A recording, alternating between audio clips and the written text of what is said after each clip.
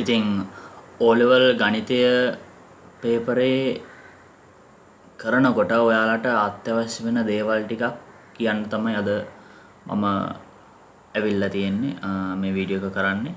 ඉතින් අපි බලමු ඔයා වැඩ කරපු කෙනෙක් නම් හොඳටම ලකුණු තත්ත්වයේ ඉන්නවා නම් සහ මැද මට්ටමේ ලකුණක් තියෙනවා නම් සහ ඔයාට S1 මට්ටමෙන් හෝ ඊට පල්ලෙහා මට්ටමේ කියන්නේ ඔයා වැඩ කරලා නැති කෙනෙක් නම් ඔයා කොහොමද ඉදිරියේදී වැඩ කරගන්න ඕනේ ඔයාට හොඳ රිසල්ට් එකක් ගන්න නම්.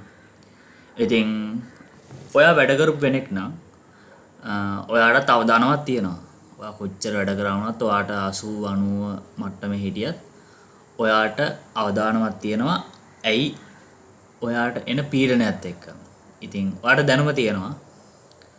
ඒ කියන්නේ කිසි සැකයක් නැතුව ඇති. මොකද ඔයාට හොඳ ලකුණු මට්ටමක් තියෙනවා නම් ඔයාට 80න් උඩ 90 කෙට්ටු කරලා 100 කෙට්ටු කරලා ඔයාට ලකුණක් තියෙනවා නම් ඔයා කිසි දෙයකට බය වෙන්න දෙයක් නැහැ. හැබැයි ඔයාට විභාග ලඟ වෙද්දී හැම කෙනෙක්ටම පීඩනයක් එනවා. ඉතින් මේ පීඩනය මැනේජ් කරගත්තේ නැත්නම් බලාපොරොත්තු වෙන ලකුණට යන්න සමහර විට ඔයාලට බැරි වෙන්න පුළුවන්. ඉතින් මේ පීඩනය මැනේජ් කරගන්න ඕනේ. ඔයාට හොඳ ලකුණකට යන්න නම්. ඉතින් ඔයාට කරන්න පුළුවන් දේවල් ඔයාට පුළුවන් අර පාඩම් තියෙනවනේ. දැන් ඔයාගේ ලකුණු මට්ටම හරි. ඔයාට ෆ්‍රී වෙලාවක් තියෙනවා නම් අනිත් විෂයන් තියෙනවනේ ඔයාට. ඒව කරන්න ෆ්‍රී වෙලාවක් තියෙනවා නම් ඔයාට පුළුවන් ඔයා කරපු පාඩම් ආයෙ බලන්න. ඔයා සමහරට ඒක දන්නවා. හැබැයි ඔයාට හිතනවා නිකන් මට පුළුවන් වෙයිද වගේ හැඟීම් එද්දි ඔයාට පුළුවන් අර ඔයාට අමාරුයි කියලා ඔයාට නිකන් අල්ලගන්න අමාරුයි කියලා තිබ්බ පාඩම් ඔයාට පුළුවන් ආයෙ නැවත බලන්න.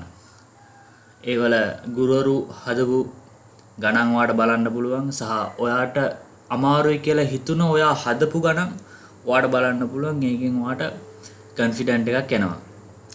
ඉතින් ඔයාට පුළුවන් O level පාස් පේපර් සමහර විට ඔයා එකපාරක් කරලා ඇති. හැබැයි පුළුවන් නම් ඒක ආයෙ කරන්න. ළඟ අවුරුදු 5 6 වගේ මාකින් ෂේම් අනිවාර්යයෙන්ම බලන්න. ඔයාට පුළුවන් නම් ඔයාට වෙන වෙලාවක් තියෙනවා නම් ඔයාට වැඩිපුර වෙලා තියෙනවා නම් ඔයාට මාකින් ෂේම් ලියන්න ඔයාට එතකොට තේරෙයි මම කොච්චර දැනුවත් වුණත් මං ගාව කොච්චර දැනුමක් තිබ්බත් මම මේ පේපරේ මෙහෙම ලිව්වේ නැත්තම් මට මේ ලකුණ නැහැ කියලා. දැන් ගොඩක් අය කරන දෙයක් තමයි එයාලා මනසින් තමයි හිතන්නේ. දැන් හිතමුකෝ සමීකරණයක් තියෙනවා. ඒ සමීකරණය ලියන්නේ නැහැ. එයා මනසින් සුළු කරලා අර අන්තිම උත්තරේ විතරක් දානවා. එයා ක්‍රමේ ලියන්නේ නැහැ. ඉතින් මෙහෙම වුණාම ඉතින් ඒ වගේ දක්ෂ ළමයින්ට විභාගේ ලකුණු නැති වෙන්න පුළුවන්. සමහර විට ඔයා මැද මට්ටමේ ඉන්න ළමයෙක් වෙන්න පුළුවන්. ඔයාට හොඳටම දක්ෂයි. හැබැයි ඔයාට ලකුණු නැති වෙන්න එක හේතුවක් තමයි ඒ කාරණය. ඔයා මනසින් සුළු කරනවා. ඔයා ලියන්නේ නැහැ. ඉතින් ඒක තමයි ඔයාගේ අඩුපාඩු වෙන්න. සහ දෙවෙනි පත්‍රයේ තෝරගන්න ගණන් යම් කොටසක් තියෙනවානේ. ඒකේ ඔයා කරන ගණන් හැර ඉතුරු ගණන් තියෙනවානේ. අන්න ඒවා ඔයා ප්‍රැක්ටිස් කරගන්න. ඉතින් ඇයි මං එහෙම කියන්නේ? දැන් හිතන්න ඔයා ප්‍රැක්ටිස් කරපු ගණන් වල ඉගෙනවා හදන්න හිතාගත්ත ගණන් ඔයාට අමාරු වෙනවා. සමහර විට ඒක විභාගයේ පේපරේ ටිකක් පටලවලා දෙනවා. ඒ හින්දා ඔයාලට තියෙන පීඩනෙත් එක්ක ඒ ගාන ඔයාට හදාගන්න බැරි වෙනවා. ඒ වගේ වෙලාවට අර බෑකප් එකක් වශයෙන් ඔයා අනිත් ගණන් ප්‍රැක්ටිස් කරලා තියන්න ඕනේ. ඉතින් අපි දන්නේ මොකද්ද පේපරේ එන්නේ කියලා. අපි ගාව ටූල්ස් තිබ්බට අපි ඒක යූස් කරන්න ඕනේ වෙලට. සමහර වෙලට යූස් කරන්න දන්නේ නැති වුණාම තමයි ඔය ප්‍රශ්නේ එන්නේ. ඒ හින්දා අරව හදන්න නැති ගණන් වල තියෙන ටූල්ස් ටික ඔයා දැනගෙන ඉන්න ඕනේ. අන්න ඒක ඔයාට කරන්න පුළුවන්. ඒ වගේම වැදගත් දෙයක් තමයි ඔයාගේ ටයිමින් එක. ගණිතය කරන කෙනා දක්ෂ වෙන්නේ අඩු වේලාවකින් නිවැරදි පිළිතුරු ලබා ගැනීම මත. දැන් ඔයාට කෙටි ප්‍රශ්නයකට අපි හිතමුකෝ පළවෙනි ප්‍රශ්නේ 25ට විනාඩි 20ක් දෙනවා. ඒක තමයි ස්ටෑන්ඩඩ් ටයිම් එක. හැබැයි ඒවා විනාඩි 10න් ඔක්කොම ප්‍රශ්න හරියට කරනවා නම් ඒ කියන්නේ ප්‍රශ්න 25ම හරි. ඒ කියන්නේ ප්‍රශ්න 25ටම ලකුණු තියෙනවා. ප්‍රශ්න 25 කරන එක නෙමෙයි මම කියන්නේ ප්‍රශ්න 25ටම ලකුණු තියෙනවා. ඒවා පියවර හොඳට ලියලා සම්පූර්ණ ලකුණු තියෙනවා. අන්න එහෙමනම් ඔයා දක්ෂයි. ඒකට ප්‍රැක්ටිස් කරන්න. සමහර විට ඔයාට පළවෙනි ප්‍රශ්නේ පළවෙනි පේපරේ ඔයාට ටයිම් එකට කරගන්න පුළුවන්. හැබැයි දෙවෙනි පේපරේ සෙකන්ඩ් පේපර් එක ඔයාට කරගන්න සමහර විට තාමත් ඔයාට ටයිම් එක මැනේජ් කරගන්න බැරුව ඇති. ඔයා පළවෙනි ප්‍රශ්නේ හෝ පළවෙනි ප්‍රශ්නයට වැඩි වෙලාවක් දෙනවා ඇති. ඊට පස්සේ ඔයාට අර ඉතුරු ප්‍රශ්න ටික කරන්න වෙලා නැති වෙනවා. ඉතින් ඔයාට කරන්න පුළුවන් එක දෙයක් තමයි අර ඔයාට හිර වෙන ප්‍රශ්නවල tools. ඒ කියන්නේ අපි කියන්නේ ගණිත මූල ටික ඔයා දැනගන්න තියාගන්න. ඒක ඔයාට ලොකු ලකුණකට යන්න confident එකේ paper එක කරන්න ඔයාට උදව් වෙනවා. ඉතින් ඔයා මැද මට්ටමේ ළමයෙක් නම් ඔයාට මොකද්ද කරන්න පුළුවන්? දැන් ඔයා මැද මට්ටමේ කියන්නේ ඔයා යම් කිසි වැඩ ප්‍රමාණයක් කරලා තියෙනවා. ඔයාට A ප්ලස් එකකට නෑ. හැබැයි ඔයාට B A වලින් යන්තම් මට්ටමේ ඇති. C වලින් උඩ. ඉතින් ඔයාට කරන්න පුළුවන් දෙයක් තමයි ඔයා කරන ගණන් ආය බලන්න.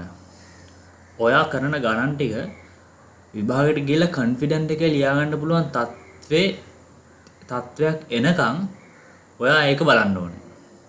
ඔයාට බැරි ගණන් අපි පස්සේ බලමු.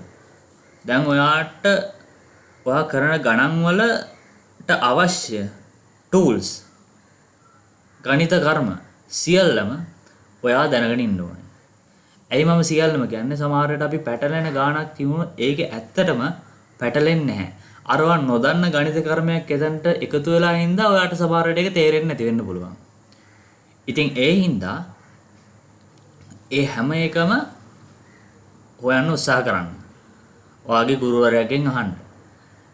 එහෙම කරලා ඒ පැත්ත හදාගන්න. ඒ වගේම කරන්න පුළුවන් දෙයක් තමයි පාස් පේපර් වල මාකින් ෂේම් බලන්න. ඔයාට පුළුවන් නම් මාකින් ෂේම් කරන්න. දැන් හිතමුකෝ ඔයාට අමාරු ගණන් තියෙනවා. ඔයා ඒක තෝරගන්නේ නැහැ. ඒ වගේ ගණන් වල මාකින් ෂේම් වල ලියන්න ඕනේ. පුළුවන් නම් අවුරුදු 5ක විතර ඒ ගානෙම මාකින් ෂේම් 5ක් ලිව්වහම සමහර විට ඔයාලට යම්කිසි අයිඩියා එකක් එනවා මම මේ දේවල් ප්‍රැක්ටිස් කරොත් මට මේ ගාන ගොඩ දාගන්න පුළුවන් කියලා. හැබැයි තෝරගත්තු ගණන් ටික හදන්න. හැබැයි ඔයා බෑකප් එකක් වශයෙන් අර ගානත් ප්‍රැක්ටිස් කරලා තියාගන්න. ඒක ඔයාට විභාගයට ගියාම ලොකු වාසියක් වෙයි. ඉතින් ඔයාට ඒ ටික කරොත් ඔයාට මැද මට්ටමේ ඉන්න ළමයෙක් නම් ඔයාට ඒකකට යන්න ලොකු chance එකක් තියෙනවා. ඉතින් ඔයාට තව කාලේ තියෙනවා. ඔයාට මේ වැඩ ටික කරගන්න පුළුවන්. ඔයාගේ උනන්දුව තියනවා නම්. ඉතින් ඔයා වැඩ කරපු නැති කෙනෙක් නම් ආ මොකද කරන්නේ? සමහර විට ඔයාට උනන්දුව තිබෙලා නැති වෙද. හැබැයි දැන් උනන්දුවක් ඇවිල්ලා තියෙනවා. ඔයාට ඕන දැන් යම්කිසි රිසල්ට් එකක් දාන්න මේ විභාගේ කොට දාගන්න. ඉතින් ඔයා මොනවද කරන්න ඕනේ? ඉතින් ඔයාට කරන්න පුළුවන් දෙයක් තමයි කෙටි ප්‍රශ්න ටික ගොඩ දාගන්න එක. ඒ කියන්නේ මම කියන්නේ ફોකස් කරන එක පළවෙනි පේපරේ. පළවෙනි පේපරේ ඔයා ફોකස් කරන්න ඕනේ. ඒ වගේම ටයිම් එක. දැන් වැඩ කරපු ළමෙක් ඒ මට්ටමේ ඉන්න ළමෙක් සමහරට විනාඩි 20න් හදන ගාන ඔයා විනාඩි 20ක් තියනවා ඒක. ඒ ගානට එයා විනාඩි 10න් හදනවා.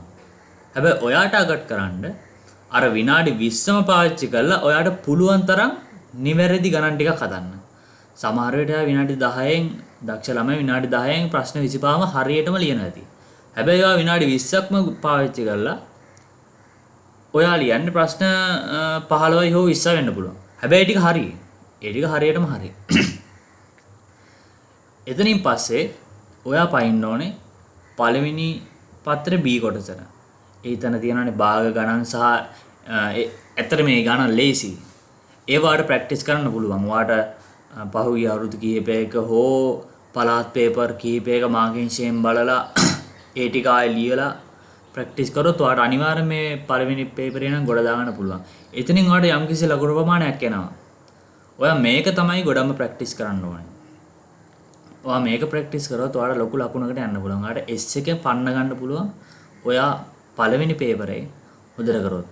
ඒ වගේම දෙවෙනි පේපරේ ගත්තොත් ඒකෙත් තියෙනවා යම් ලේසි පාඩම්. ලේසි පාඩම් කියන්නේ එච්චර සංකීර්ණ බවක් නැතුව අපිට ගණිත කර්ම ටික ඔළුවට දාගත්තට පස්සේ ඒ ගාන කරන්න පුළුවන් තත්ත්වයේ ගණන් තියෙනවා. උදාහරණයක් වශයෙන් කිව්ව නිර්මාණ ගාන.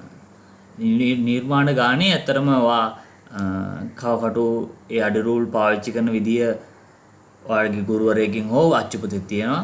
ඒ ටික ඔයා බැලුවා නම් ඔයාට ඒ ගාන කිසිම ප්‍රශ්නයක් නැතුව ගොඩ දාගන්න පුළුවන්. tempatව ඒ ගාන කියවන්න ඕනේ.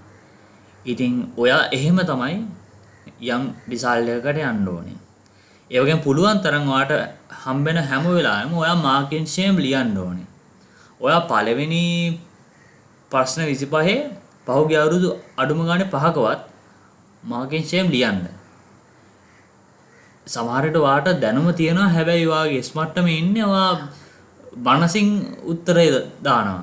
ඒ කියන්නේ ඔයා දැක්ක ගමන් ඔයාට උත්තරේ වෙනවා උත්තරේ දානවා. හැබැයි ක්‍රමේ ලියන්න. ඉතින් අර ලකුණු 3ක් හරි 2ක් හරි එන්න දෙන ගාන ලකුණු එකෙන් සීමා කරගන්න ඔයා ඒ වගේ පඬිත වැඩ කරලා. ඉතින් ඔයාට පුළුවන් මාකින් ෂේම් බලන්න. සමහර විට පටලලා තියෙන ගණන් අර මම මැද මට්ටමේ ළමයින්ටත් කිව්වා අපි පටලලා තියෙන ගණන් අපිට පැටලෙනවා වගේ පේන්නේ අපි නොදන්න ගණිත කර්මයක් හින්දා වෙන්නද. නැත්නම් අපි දන්නම ගණිත කර්මයක පරස්පරය. x සමානයි 5 නම් 5 සමානයි x. x සමානයි y නම් y සමානයි x. එන්නේ වගේ වට තේරුණා නම් තේරෙයි මං කියන දේ. අන්න ඒ වගේ පරස්පරයක් හින්දා වෙන්න පුළුවන් දන්න ගණිත කර්මයක. ඉතින් එහෙම කරොත් ඔයාට සාමාන්‍යයෙන් B පරිම B හෝ ඒකකට හොඳටම වැඩ කරොත් ඒකකට කිට්ටු කරන්න පුළුවන්. නැත්නම් ඔයාලට BC මට්ටම වෙනකන් එන්න පුළුවන් මේ වැඩ ටික කරොත්.